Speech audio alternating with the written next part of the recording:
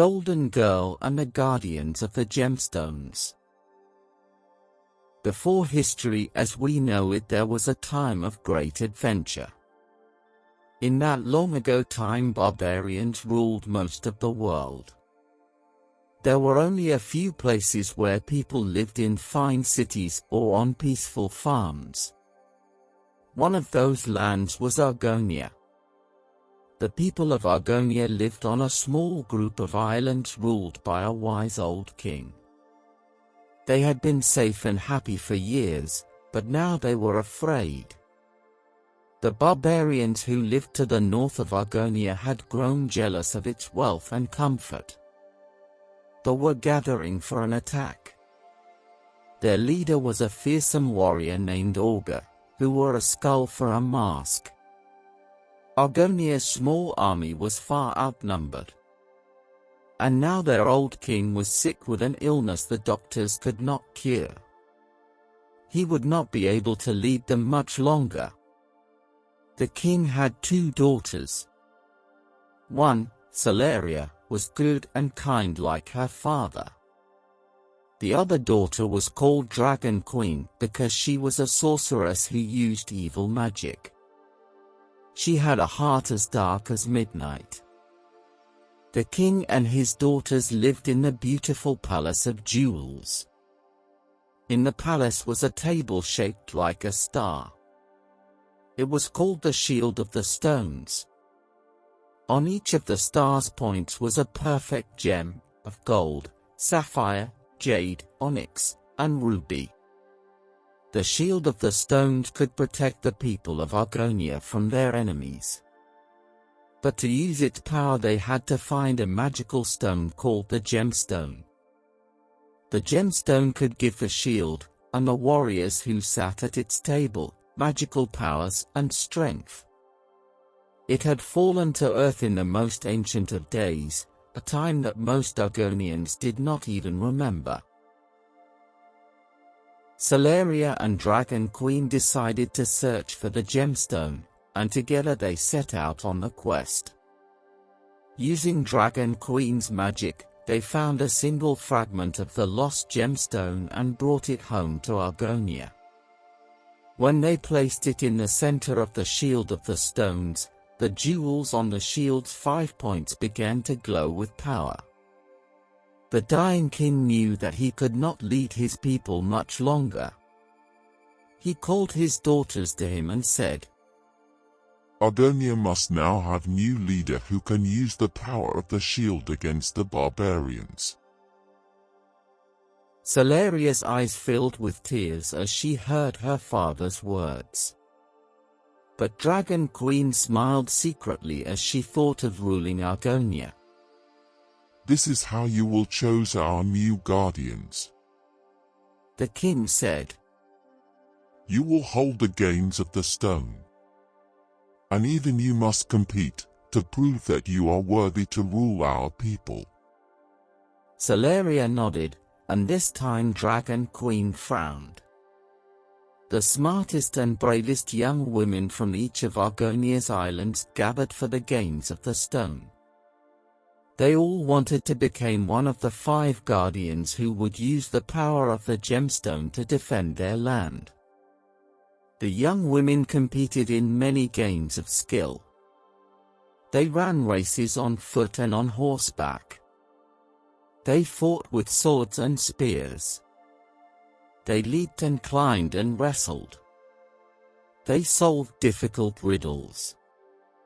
At last a champion was chosen from each of the 4 outer islands. The first winner chosen was an amber-haired young woman from the Fire Isle. The champion archer, she used a silver crossbow with fire-tipped arrows. Her name was Ruby. Next was a green-eyed warrior from Emerald Island, whose throwing stones flew through the air to strike their target and returned every time to her hand. She was Jade. Then came Onyx, whose sword could defeat any foe. The next winner was Sapphire, from the Ice Island. Her magic shield sent out a dazzling white beam that could light up the night or freeze whatever it touched. The final guardian's seat at the Shield of the Stones, the seat of gold, would anyone by one of the king's daughters. She would be the leader of the guardians, and the leader of all of Aronia after her father. Both Celeria and Dragon Queen wanted to win the final seat, Celeria because she loved Aronia, and Dragon Queen because she loved power. Celeria knew her sister would use the power badly if she won. Determined to protect her people, Celeria won the final contest. Dragon Queen was furious. "You'll regret the day you won, Celeria," she hissed. "And so will Aronia." She left the contest, and Aronia, behind. She went to live on an island known as the Storm Isle. No one else had lived on the Storm Isle for many years. It had once been a place of evil, and now it was again. Dragon Queen's one desire was to win Aronia back and be a real queen. She even agreed to help Augur the Barbarian conquer the islands. But the power of the Gemstone protected Aronia from every attack. After the king of Aronia died and Celeria ruled in his place, Dragon Queen schemed to find a way to get the powerful Gemstone. If she seized its power, she could render Aronia helpless. So she used her magic to lure Celeria into a secret ambush.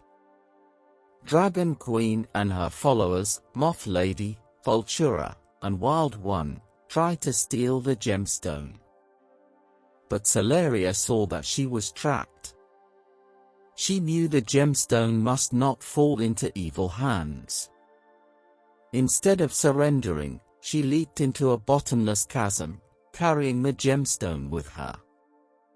When the Guardians and the people of Aronia discovered that Celeria had disappeared with the Gemstone, they were angry and frightened. The Guardians searched for another fragment of the Gemstone to give their shield power, but they did not know how to find one. Because a new champion was needed to help save Aronia from the barbarians, it was announced that the Games of the Shield would be held again. When Dragon Queen heard of this, she decided to enter the games. She knew she could win. The last time, only Celeria had been stronger and better than she. And this time Celeria would not be there. But this time Dragon Queen would face another challenger. In the host desert land far to the west lived a young woman called Golden Girl. She belonged to a band of wandering nomads, and she had never heard of Aronia. But she was not happy where she was. She felt as if she did not really belong to her people. They were dark, and she, strangely, was fire. She was called Golden Girl because of her thick golden hair. She had become a good fighter when she was very young because the other children and even the adults had made fun of her. They only stopped when they began to respect her strength and skills. But she was always very lonely because she was different. Then one night she had a strange dream. Celeria appeared to her in a vision and called to her. Celeria told her of the games, and that she must go to Aronia to compete. The next morning Golden Girl left her home. She started east across a great desert that her own people had never crossed.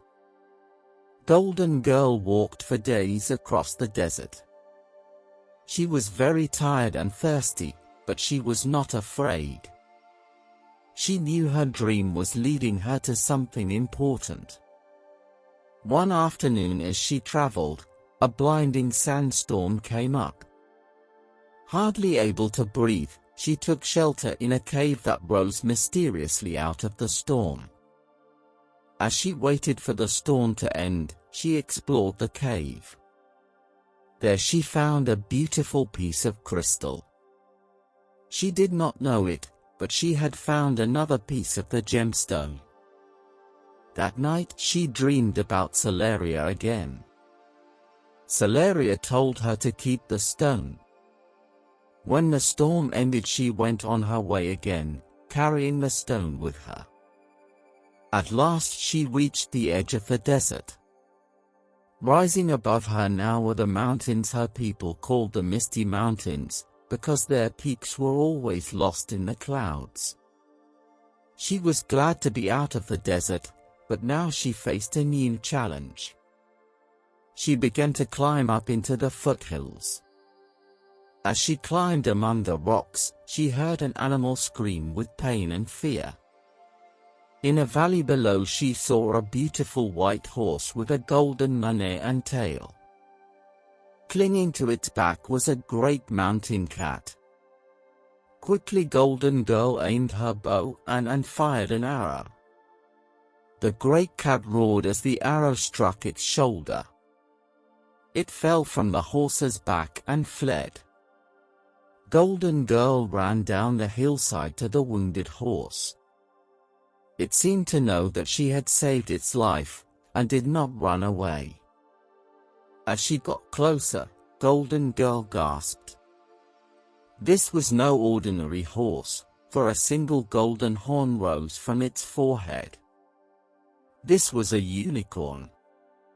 All the legends Golden Girls had ever heard said that humans had hunted unicorns for their magical horns until they were all gone. This must be the last unicorn anywhere. Filled with wonder, Golden Girl approached the unicorn slowly. The unicorn let Golden Girl treat its wounds, but all the while it looked wary and shy. For she was the first human being the creature had ever seen. Golden Girl said goodbye to the unicorn and started on her way again. She had never seen such a beautiful creature, but she did not try to capture it. She wanted the last unicorn in the world to have its freedom. But before long she discovered that the shining white creature was following her, for it was as lonely as she was. They traveled on through the mountains together. The unicorn showed Golden Girl hidden passes through the peaks. And then one morning the unicorn knelt down and let Golden Girl ride on its back. Golden Girl named her new steed Olympia. Riding on her unicorn, Golden Girl reached the sea at last. She and Olympia sailed out to the islands of Aronia and then on to the Palace of Jewels. She had never even seen a building before, because her people lived in tents. Here there were more buildings than she could count. The Palace of Jewels, high on a hill above the city, was more beautiful than anything she had ever imagined. Many people had come to the city for the games. In their strange and wonderful clothes they looked like living flowers in a garden. Merchants sold exotic food and trinkets at stalls along the street and in the marketplace. But even among all the strangers, Golden Girl and Olympia stood out. The other people stared at her and at her unicorn and murmured to each other. Golden Girl began to feel self-conscious. When she reached the arena where the games were being held, she saw the Guardians of the Shield for the first time. The four proud, beautiful young women stood together, laughing and talking as if they were the best of friends. The people who passed by smiled and looked at them with great respect. Golden Girl felt that she wanted more than anything to be one of those women. She went up to them and said, "I'm Golden Girl. I've come to compete in the Games of the Stone. I want to be a guardian like you." She smiled. The Guardians stared at her, as everyone else had. They looked at each other and laughed. Surely this strange-looking nomad girl didn't belong here. But the games were open to everyone. You can try, stranger, Ruby said. but don't expect to win. Golden Girl felt hurt and surprised. Solaria's spirit had sent her here. But it was clear now that she would have to prove herself to the Argonians and earn her place among the Guardians. I don't expect to lose, she said calmly. She promised herself that they were the ones who would be surprised next. Golden Girl waited with the other young women who were going to compete in the games. They moved away from her, talking among themselves. As she waited alone, she saw someone else who stood apart from the crowd, surrounded by her own followers. The Guardians and all the Argonians seemed to shun this other woman. Who is that? Golden Girl asked one of the Argonians. Dragon Queen. The girl answered. She's a witch. She used to be a princess of Argomia.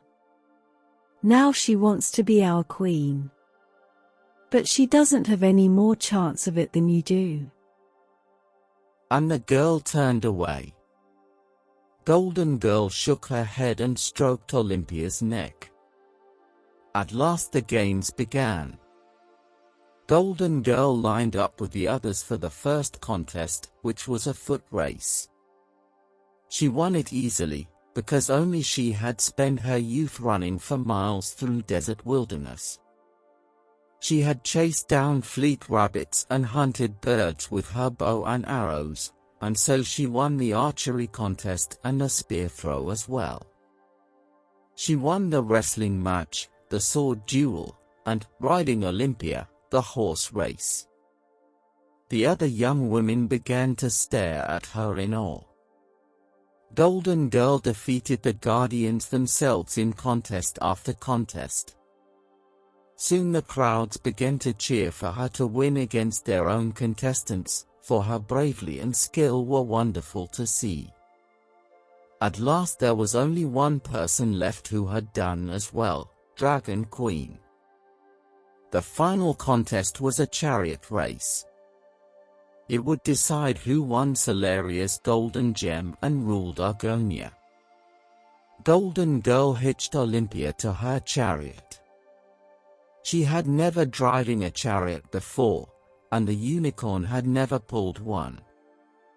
But she and Olympia shared a special bond between them. Golden Girl knew they could win the race. They pulled up alongside Dragon Queen's chariot, and at a signal they were off. Dragon Queen lashed her horse cruelly with her whip, but it could not run faster than the unicorn. Golden Girl began to pull ahead. Furious, Dragon Queen swung her whip at Golden Girl. Golden Girl cried out in pain and anger. She turned and caught the end of Dragon Queen's whip. The two chariots collided, sending up sparks from their wheels. Pulling hard, Golden Girl yanked the whip from Dragon Queen's hand. Dragon Queen lost her balance and dropped her reins. Golden Girl raced onto the finish line. She was the winner of the games. The crowd cheered wildly. The people were glad she had won, and just as glad that Dragon Queen had not. Dragon Queen, bruised and scraped, climbed from the wreckage of her chariot. Her eyes blazed with rage. She had lost the crown of Argonia again, this time to a total stranger, not even one of her own people. But Aronia no longer had the gemstone to protect it. My people will regret this day, when I help Orga and his northern barbarians conquer them. she hissed. And Golden Girl will regret it even more. She gathered together her followers, Wild One, Vultura, and Moth Lady, and slipped silently out of the arena. She was already plotting her revenge. The Guardians led Golden Girl through the cheering crowd to the Palace of Jewels. They showed her the Shield of the Stones, and her place at it. What is your name? Onyx asked her. Golden Girl. She said. The others nodded, surprised. She already had a name that fit, because her gem was gold. They gave her her own golden amulet to carry, and her new shield with its golden center. Then they told her about the magical powers of the Shield of Stones. But now the shield is powerless, Jade said. The gemstone fragment was lost, along with our queen, Celeria. They all looked at her in silence. Golden Girl could see that they respected her now because they knew she was a skilled warrior. But since she was not one of their people, they did not really accept her as a leader. The day passed, and Golden Girl realized that the Guardians did not really like her or trust her. They hardly even spoke to her. Here in Aronia she was still alone, just as she had been with her own people. The thought made her very sad, even thought she had won the thing she wanted. But very soon she had more important things to worry about. The barbarians from the north, led by the skull-masked Augur, began to attack them again. Dragon Queen was helping Augur in secret. She told Augur all that she knew about Aronia, and how to attack the islands. Soon there were burning villages everywhere, and terrified people begging the Guardians to help them. Golden Girl and the Guardians led Argonia's small army and its fleet of ships against the barbarians. They fought with more courage and skill than the barbarians. They fought much harder because they had more to lose if they were defeated. They began to drive the barbarians back everywhere, even though they were outnumbered. Golden Girl even led a surprise attack on Augur's own camp on the shore. Augur escaped them because he was away meeting with Dragon Queen. But the Argonian soldiers took many prisoners, and captured weapons and supplies. They also rescued a young man they found tied to a post in the center of the camp. Golden Girl cut his bonds and freed him. The captive looked surprised to find a woman leading the warriors who had rescued him. But he smiled in relief. Thank you, he said. You saved me from a cruel death. Augur likes to make his enemies suffer. Golden Girl nodded grimly. The Argonians knew that all too well already. Who are you? She asked. I am Prince Chroma, or used to be, the stranger said. His face filled with sorrow. Augur's barbarians killed my family and took my father's kingdom, which lies far to the east of here. I escaped, and since then I have been a soldier of fortune, fighting him wherever I can. I had hoped to ambush him, but I was captured while spying on his camp. Golden Girl felt a strange attraction to this brave, lonely warrior. We are fighting Augur's barbarians as well, to save Aronia, she said. Will you join us? Gladly. Prince Chroma returned to the island with Golden Girl and her army. Augur was mad with fury when he learned of the raid on his camp. He called his barbarians together for a new attack on Aronia. Dragon Queen helped the barbarians openly now. She used her magic to call up sea monsters and demons. This time Golden Girl and the Argonians could barely hold them off. The Guardians had no magic to help them. Golden Girl knew that soon Aronia would be defeated. Golden Girl called a secret meeting of the Guardians and asked Prince Chroma to come to it also. Things look very dark for us, she told them. If Dragon Queen and Orga attack us again, we won't be able to stop them. There are too many of them, and we have no magic on our side. If only we still had the gemstone, Onyx said. It was lost with Celeria. It gave us all the powers of magic through the shield of the stones. Sapphire told Prince Chroma. It protected Aronia. It was all that stood between us and the barbarians. We searched for another fragment of the gemstone, Ruby added. but we couldn't find one. All at once Golden Girl remembered the strange cave she had sheltered in during the storm and the beautiful crystal she had found there. She still carried the stone with her. Hardly daring to hope, she took the crystal from a pouch at her belt. Did the gemstone look like this? The others gasped. The crystal did look very much like the one they had lost. Golden Girl placed it at the empty center of the shield. Suddenly power spread along the lines in the tabletop. The stone at the tip of each star point began to glow. So did the gems that the Guardians carried. It is the gemstone, Jade said in wonder. Golden Girl felt the gemstone's power fill her.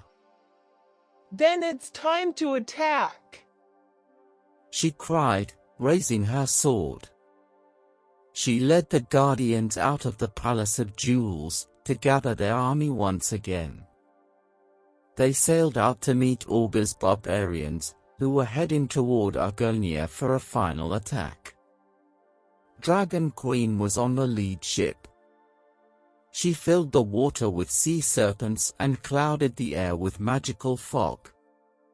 But the power of the gemstone lit Sapphire's shield, and its brilliance melted the fog away.